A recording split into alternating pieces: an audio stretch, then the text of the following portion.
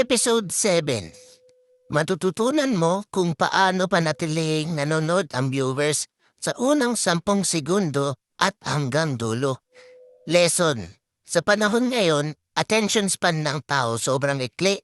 Kung boring ang intro mo, lipat agad sila sa next video. Ang sekreto, hook sa simula plus smooth pacing sa buong video. Ito ang isa sa mga example para masundan mo.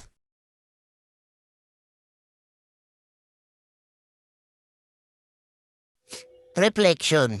Tandaan, ang retention ay respeto ng viewers sa effort mo. Kapag napanatili mo silang nanonood, ibig sabihin may impact ka. Gawin mo to ngayon. Comment, edit ready kapag tapos ka na. At abangan ang assignment 8 using analytics to improve content.